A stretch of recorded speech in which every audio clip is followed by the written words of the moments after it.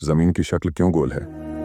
क्या आपने कभी आसमान की तरफ देखा है? कभी सोचा है कि ये ज़मीन जिस पर हम चलते हैं, जिस पर हम बसते हैं, आखिर उसकी शक्ल कैसी है?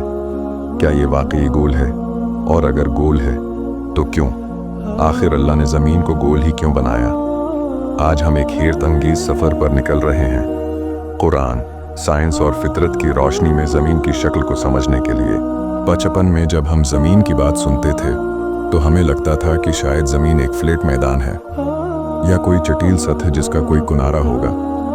कुछ कहानियां हमें ये भी सिखाती थीं कि अगर हम चलते चलते ज़मीन के किनारे तक पहुंच गए तो शायद नीचे गिर जाएंगे। लेकिन जैसे जैसे हम बड़े होते गए, हकीकत कुछ और निकली।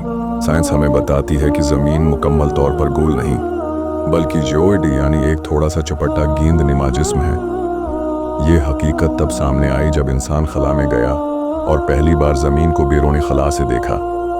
नेसा की ली गई तस्वीरों में ज़मीन नीले रंग का एक खूबसूरत गोल सा सयारा दिखाई देता है, जिसके गर्द बादल तैर रहे होते हैं और रोशनी की हल्की हल्की चमक नजर आती है।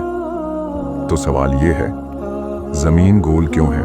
जब अल्लाह ने ज़मीन को पैदा फरमाया तो उसने न सिर्फ उसे ज़िंदगी के लिए मौजू बनाया, बल्कि उसकी शक्ल भी ऐसी बनाई जो मुकम्मल तवाज़ुन, कशिश सिक़ल, मौसमों और मदारों को कायम रखे। ज़मीन की गोलाई की वजह से दिन और रात का निज़ाम कायम है।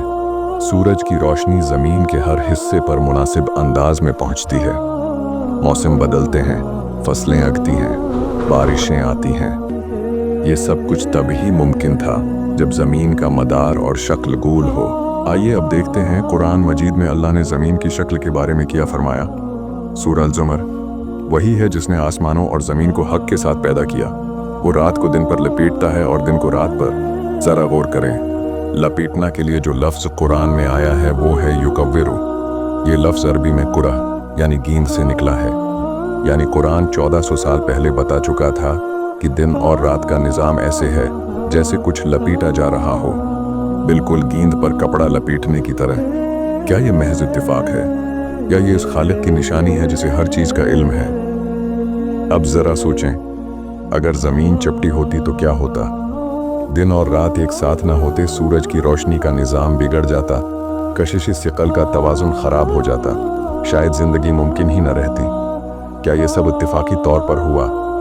नहीं, ये सब अल्लाह की मुकम्मल हिकमत और मंसूबे के तहत हुआ और ज़मीन को उसने बिछा दिया। असल अरबी लफ्ज़ है दहाहा, जिसका मतलब है फैलाना, गोलाई में रखना। उलमा फरमाते हैं कि ये लफ्ज़ बीज़ानिमा यानी इंडे जैसी शक्ल की तरफ इशारा करता है, जो आज के साइंसी इल्म से बिल्कुल मुताबिकत रखता है। ज़मीन एक मुकम्मल गोल गेंद नहीं, बल्कि इंडे की तरह थोड़ा सा लंबा है, बिल्कुल वैसा ही जैसा कुरान कहता है। जब हम इन सच्चाइयों को कुरान में देखते हैं तो दिल कहता है, ये किताब इंसान की लिखी हुई नहीं हो सकती। वो इल्म जो साइंसदानों को सदियों बाद मिला, वो कुरान ने सदियों पहले बयान कर दिया। ये चीज़ हमारे ईमान को बढ़ाती है। ये हमें याद दिलाती है कि हम महज इत्तिफाक से पैदा नहीं हुए, हम एक मंसूबे का हिस्सा हैं, एक अजीम मकसद के लिए। तो अगली बार जब आप आसमान की तरफ देखें या ज़मीन पर कदम रखें, ज़रा रखें और सोचें, ये ज़मीन जो गोल है, ये निज़ाम जो इतना कामिल है, ये सब किसकी निशानी है? अल्लाह फरमाता है, बेशक ज़मीन और आसमान की तख्लीक में और रात दिन के बदलने में अक्ल वालों के लिए निशानियां हैं। अगर ये वीडियो आपके दिल को लगी हो तो सब्सक्राइब करें, दूसरों के साथ शेयर करें और कमेंट में लिखें, सुभान अल्लाह, अल्लाह की कुदरत बेमिसाल है। और हाँ, अपनी अगली नमाज में सजदे के वक्त इस गोल ज़मीन को ज़रूर याद करें जिस पर अल्लाह ने हमें बसाया और जिसके ज़रिए अपनी निशानियां दिखाएं। अल्लाह हमें इल्म, बसीरत और यकीन अता फरमाए। आमीन।